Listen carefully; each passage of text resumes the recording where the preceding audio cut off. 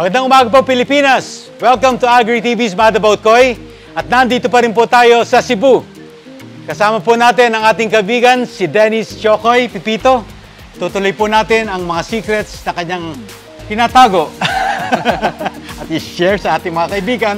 Dennis, paano ba pagpapaganda ng Koy? Paano mo na panalunan itong maraming awards mo? First, yung proper management ng Koy Fund. Second, yung consistency. Tapos, pangatlo, dapat tamang Koy food at supplements ang gamit mo. Okay, himay-himayin natin yon. Ano yung consistency, Dennis?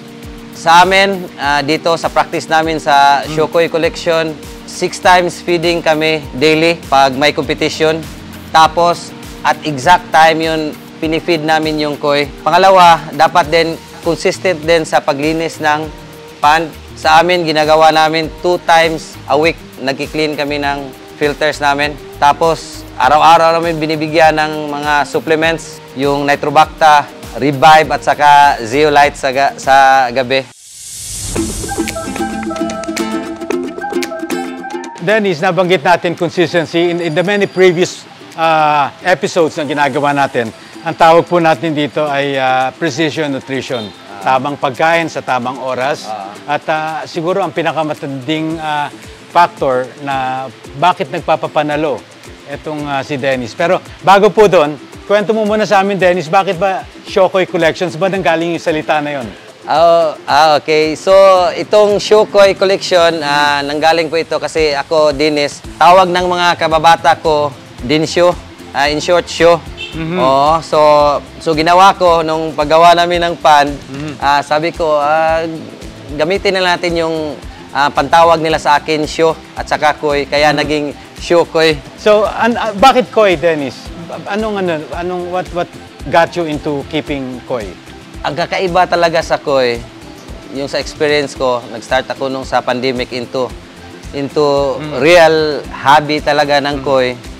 Kasi pagkagaling ko sa trabaho, umuupo ako dyan or dito, nagkakape or kung anong ginagawa ko, grabe nakaka-relax talaga yung Koy. So na-amaze lang talaga ako sa beauty ng Koy, sa relaxing effect niya sa akin, sa aking family. Grabe ang effect ng Koy sa amin. Tapos, mas tumindi pa yung interest ko nung nalaman ko na may competition pala yung Koys.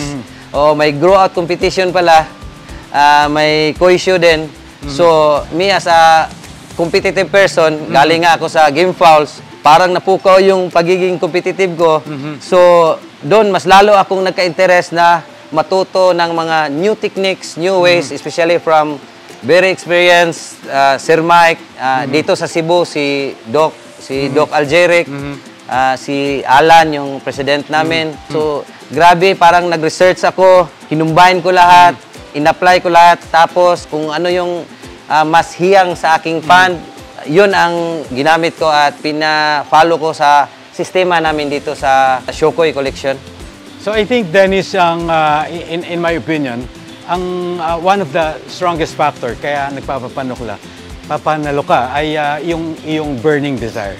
Isang Koy hobbyist ka, pag mayroon kang desire, katulad sa akin yung pagiging competitive ko, gagawin mo talaga lahat para manalo ka, mag-research ka, mag-invest ka. Kasi ibang pleasure yung natatamo mo pag nanalo yung Koy mo, tapos ikaw yung nag-groom, yung mga tauhan mo, kasama mo sa pag-alaga ng mga Koy, yung family mo, lahat nakapokus sa Koy. Iba yung feeling pag nananalo yung mga Koys. At yun din yung tinuturo ko sa mga tauhan ko at sa family ko na dapat yung winning culture ng Shokoy Collection dapat i-defend, i-hold at i-continue namin yun. So part din yun ng pagiging consistent sa hobby na to. So ikikip namin yan. Talking like a true grand champion, a winner person in a competition. And last word of advice, Dennis, ano may advice mo sa ating mga kaibigan? So for the newbies, please respect the pioneering hobbyists.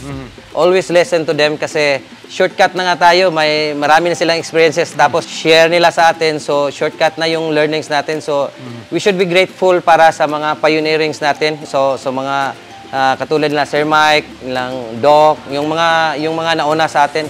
Tapos yung para sa naman sa mga nauna, yung mga masters na huwag kayong mapagod na tumulong sa mga newbies kasi ang mga newbies, yung mga young bloods, mas marami pa silang may improve sa hobby na to. Pag meron silang will, so meron pang i-improve ang hobby nito, mas ma-excite pa tayo sa darating na panahon. So please guide them, please help them, ang mga newbies. Friends in Koy, what an inspiring story. Kaya naman po, ganitong karami yung awards ni Dennis. Napaka-humble and then burning desire to win competitions, the virtue of gratefulness. My name is Mike Hernandez and join us again next week as we will show you feature another Koy hobby. Sikreto po namin yan. Dito po lang yan sa Ugly TV at iba pa, Mad About Koy with my friend Dennis Yokoy Pipito po. dito po rin sa Cebu. Kita-kits! Bye-bye!